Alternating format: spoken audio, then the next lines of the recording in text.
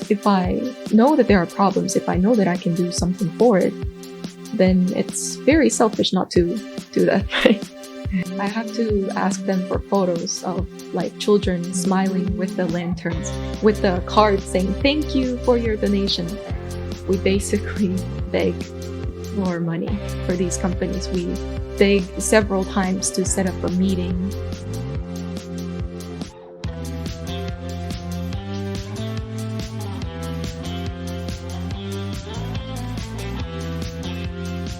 Hello, welcome to Tokyo State of Mind, a podcast that is rebellious and full of inspiring stories about people living in Japan. We value authenticity, meaningful conversations, and collaborations with passionate souls. We also want to make you feel good about yourself and life in Japan. And it's my pleasure today to introduce today's guest, Leah, who is a founder of a non-profitable platform that connects people to share interests. So, hi Leah. Hi. Thank you for coming. Well, thank you for having me. So, when I heard about this platform, I was impressed by this idea, what you guys are doing. So, could you please describe me how did you come up with this idea?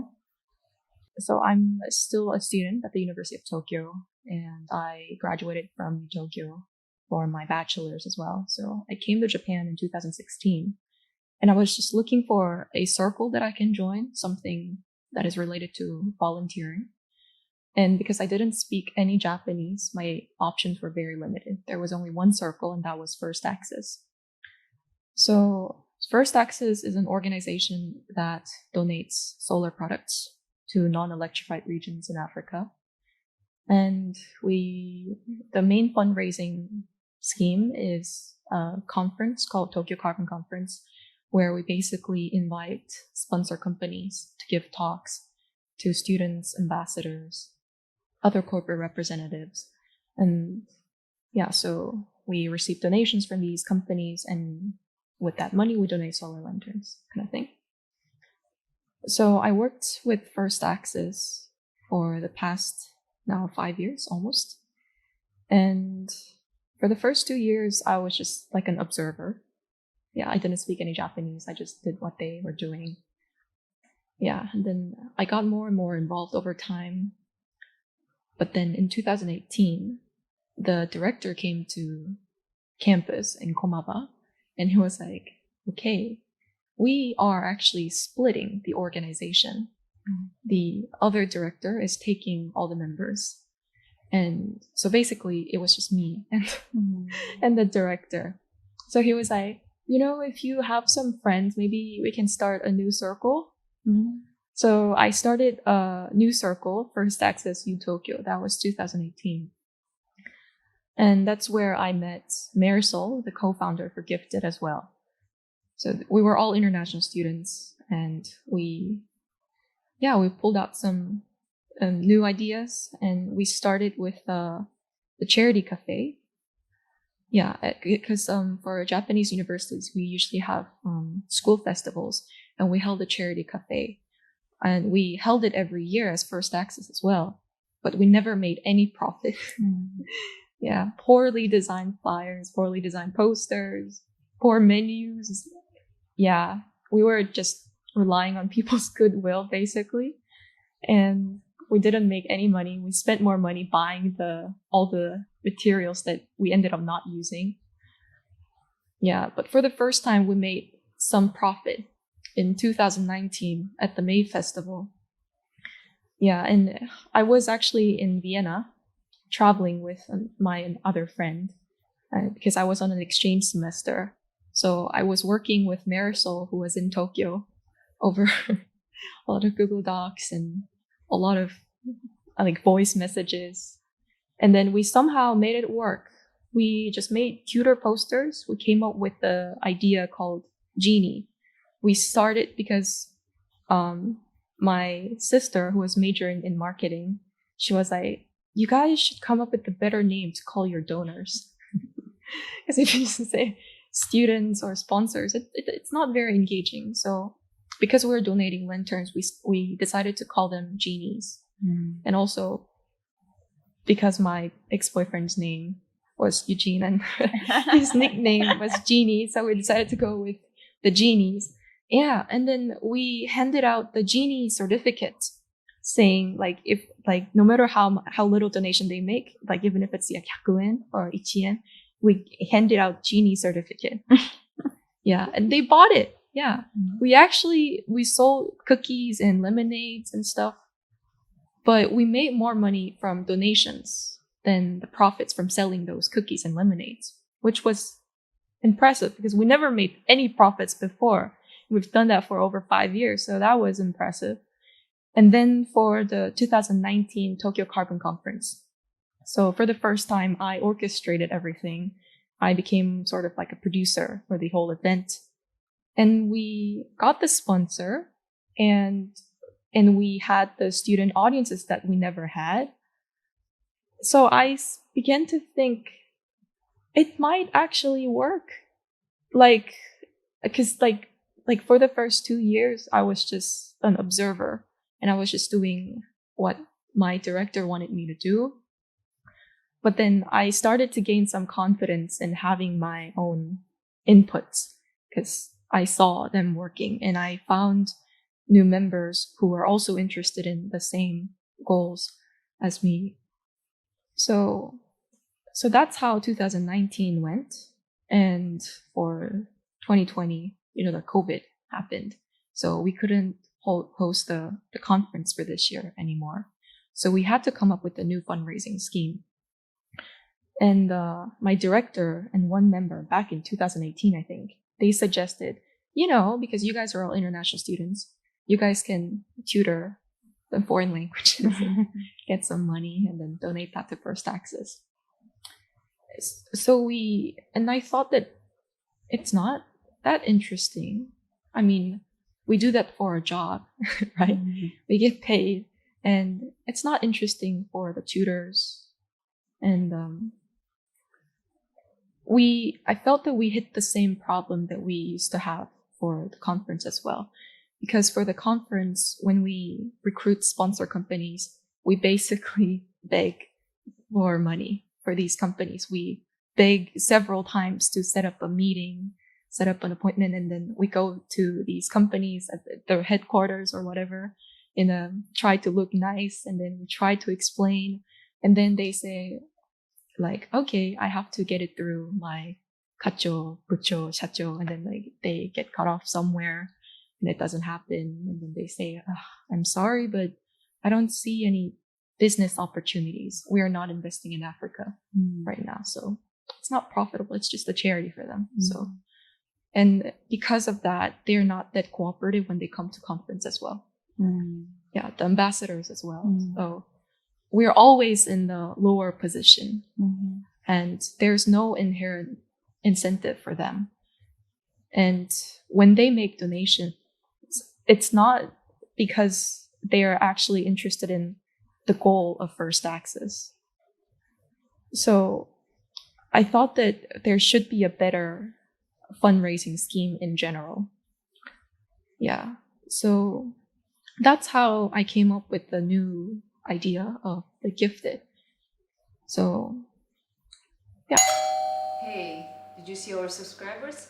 Oh, you are our subscriber. Don't forget to hit like and subscribe button, plus leave the comments so Tokyo's State of Mind can create more great content for you. Enjoy your video. Okay, I see. So that's how GiftIt was born. Yeah. And I want to ask you more personal. How did you discover like this kind of passion or interest in self-service to like non-profitable self-service to this kind of activity? It's not like I'm into education or like deploying renewable energy or I don't have a particular passion for any of those like SDGs. But Marisol and I and the other members in First Access U Tokyo and the people who are supporting GiftIt, I think we share the same idea that it's not the world is not that just in that some of us are naturally given with more than what others are. And if we just use what we're given for ourselves, it's kind of selfish. And it's not like, yeah, I don't know, but I think it's just like a personality or belief. It's not logical if you think about it. It's not logical in the sense of how capitalism works per se. Yeah. Because when you got involved in the activity of first access, you were 18, Yeah. 19. So it's very young age to be so conscious about this idea of selfless behavior. And that's why I got interested, like why this young and beautiful girl, instead of like doing a modeling or something like this, people still go and people care about others who doesn't have something, for example. I did a lot of different volunteering activities in school as well.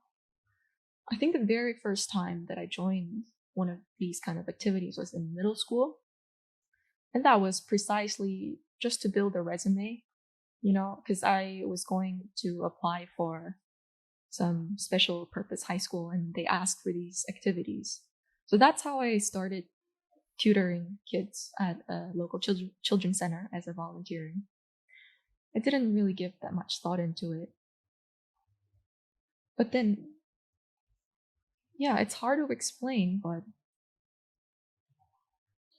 I think I'm just kind of a person who is keen on what is fair, what is just or not. It can be a very subjective concept, so I can't really describe. But yeah, and I was surrounded by, and then during my stay at U Tokyo, I was surrounded by more selfless people, and yeah, it somehow became part of my, I don't know, set of beliefs that I have to, not I have to, but then, I have my time that I just mostly waste if I'm just watching Netflix or YouTube. Yeah, and then with those 30 minutes or 40 minutes a day, I can do something better. Maybe if I don't spend like 500 yen for buying coffee at Starbucks for this morning, maybe I can do something better with that. Because I know that there are problems in this world. And if I know that there are problems, if I know that I can do something for it, then it's very selfish not to do that, right? Yeah. So that's how I think about this. So it's just the way you feel it. Yeah. Way. I see. And also, what kind of struggles do you have during your activity? Like as you said, like begging for money for the companies, for example. Yeah. So that's one thing, the fundraising, and also the part of the begging for money from companies. It also involves asking for reports and proof from the recipients. I have to ask for letters about how much they are suffering. I have to ask them for photos of like children smiling with the lanterns, with the card saying, "Thank you for your donation." And this is really tough, actually. Yeah, it doesn't feel right. I mean, it's understandable. But then at the same time, it feels wrong. And yeah, I know that, yeah. And also when I ask for like a participation in the conference, the students are most students are not really interested in the latest development in the technology of renewable energy per se. So I have to ask my friends using my personal connection, like, could you fill in the seats because our sponsor companies want to see the seats filled with students. Yeah, it's also really difficult to find like-minded people. Yeah, I value every single member of our organization very much because it's very, very difficult to find like-minded people. And people have different passion. Like some people might be interested in like Aikido. Some people might be interested in, I don't know, spreading veganism. And they're all valuable things. They have their own interests in their lives. Not everyone is interested in tutoring or volunteering, supporting education of children living far, far away. Yeah, we have different interests, and I respect that.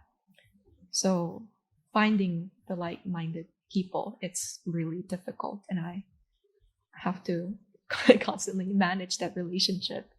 So I guess that's the most difficult part. So I see. So you were talking about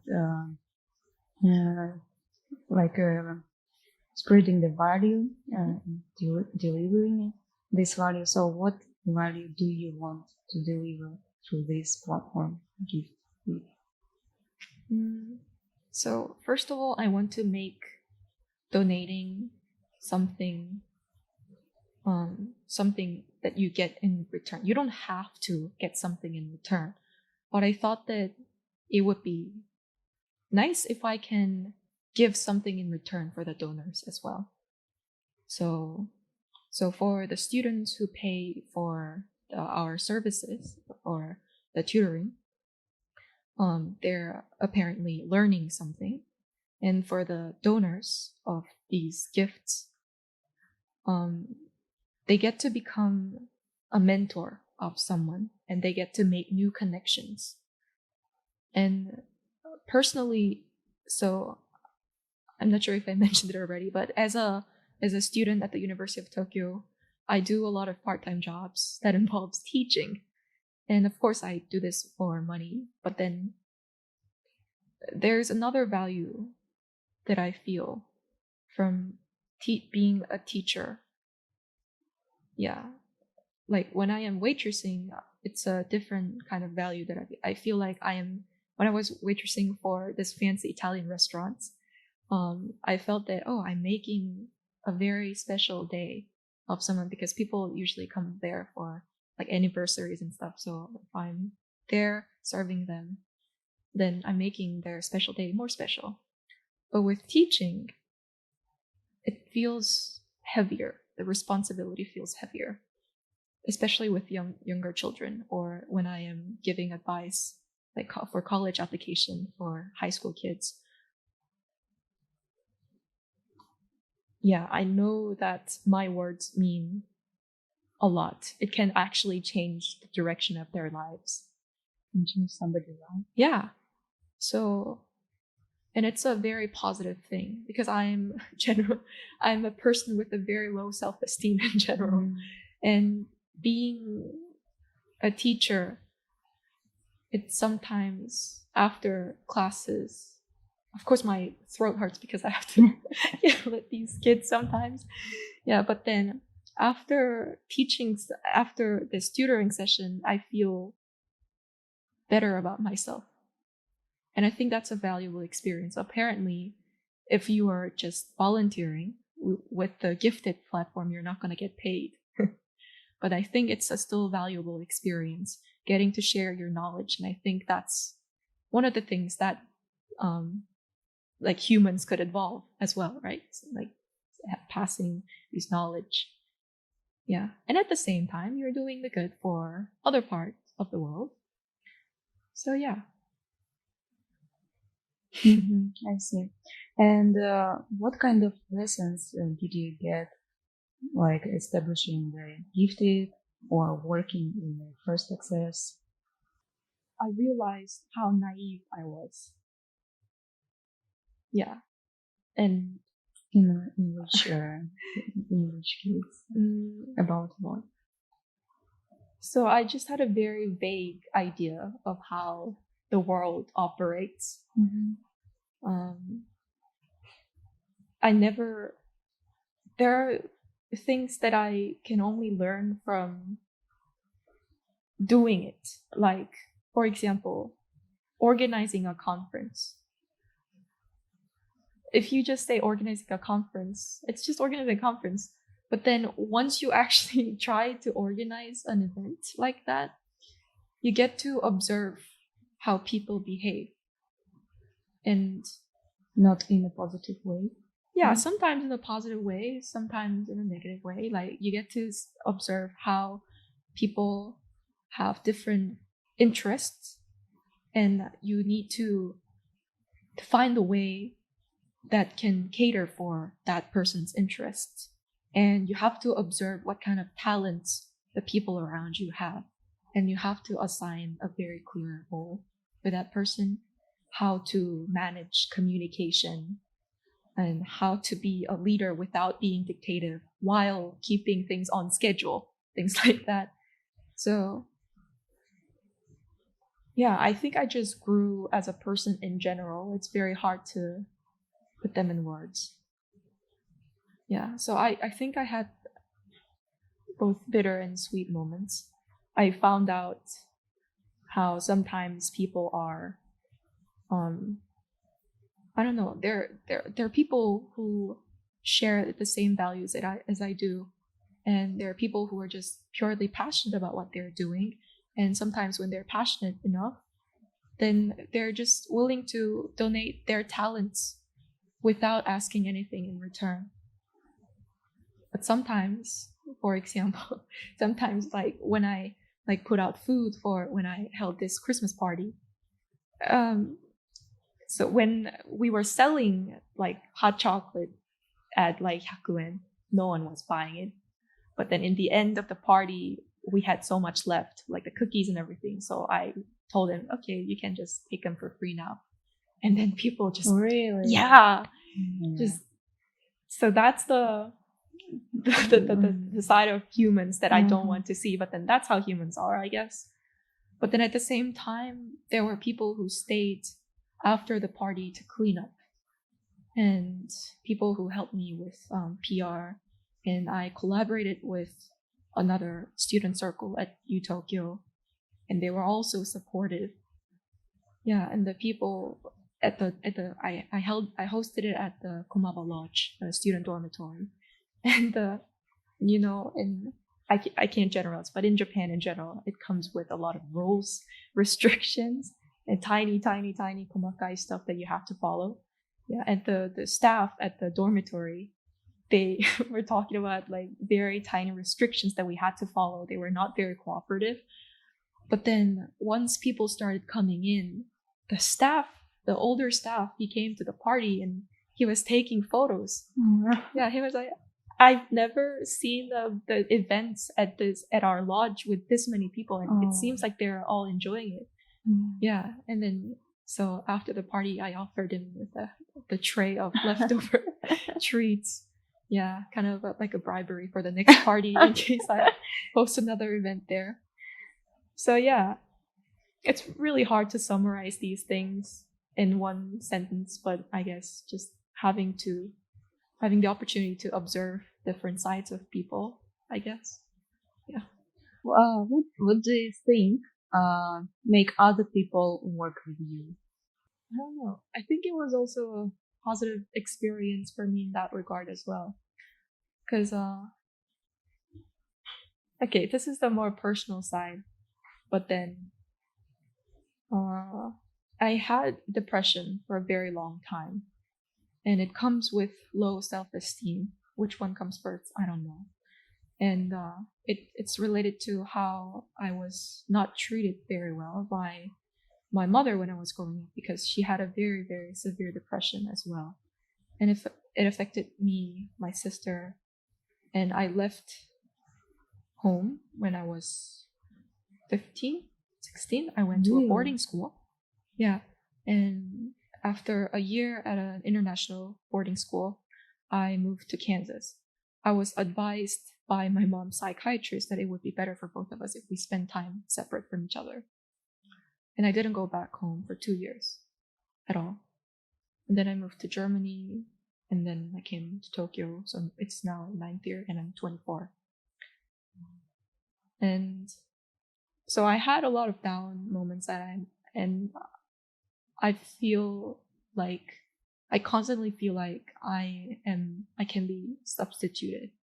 Like whatever I do, it can be substituted by someone else. It doesn't have to be me, kind of thing. But then through the activities that I did with First Access and now with GiftIt, and the members especially, they make me feel like I am something. Yeah, and with teaching as well. Yeah. And so I get a lot of energy from my members, and especially the kohais. Yeah, they look up to me like I'm God or something. Not a God, but then as if I'm something. Yeah, they say like, "Oh, I respect all the works that you did," and like, how do you manage all those? And you're such a leader. And recently, one of my kohais said that, Leah, you are like a glue of this organization. How do you keep all the members together? And then I'm like, well, thank you. I normally don't think very highly of myself. But then, yeah, so these members give me a lot of moral support, and maybe they don't realize how much they mean to me. But so I'm very thankful, and yeah. The thing that you was describing, this working together with your team and giving it having feedback from your kohais, from your teammates, and I can see that you feel very good about it. And maybe I can say that this is the main point you enjoy about this job. Yeah. Like sharing the same mindset with the people around you and knowing that you're doing a great thing. I think this is the most valuable. What do you think this world is missing today? It's more like philosophical question, but Faith. Yeah. By the way, I study environmental economics. And environmental economics means I try to visualize and give monetary value to the surrounding nature. Yeah. Not that it doesn't sound that pretty. It's more dull. Yeah, so but on the contrary, and I'm not a spiritual person. I think I'm by nature a very doubtful, skeptical person. And I think that's what we're missing. Yeah, having faith. It comes from nowhere, right? There's no logical reason behind it. But then having faith about yourself, your own capacity, that like when you are depressed, for example, like believing that it'll like pass someday. Having faith in people around you, that there are people who care about you and that they'll be willing to listen to you when you ask for like just someone to talk to when you're really at a down point. And that having faith in people that there will be someone who would help you and who would join with your new project, and having faith that there will be other people who would be interested in supporting this project in other means. Yeah. So completely against my day job as a student in environmental economics, I guess. Faith. Yeah. Be more spiritual. Yeah. Like, yeah, we doubt, like it's just a very tiny action. I don't think how this can change the world, but then maybe it's better than nothing, right? Yeah, it requires some hope, faith. Yeah. I see. Even though you said that you are not spiritual person, I think you are in the way you describe everything you're doing. and how great is your job. Thank you, Leah, for sharing your story and telling us about this platform. And I think if our listeners would be interested in this platform and activity, we will put the link below so people can contact you. Yeah, and please subscribe to our YouTube channel, leave a comment below, let us know how do you feel about today's topic, and also subscribe to our Instagram page, and we will see you next week. Thank you. Bye bye.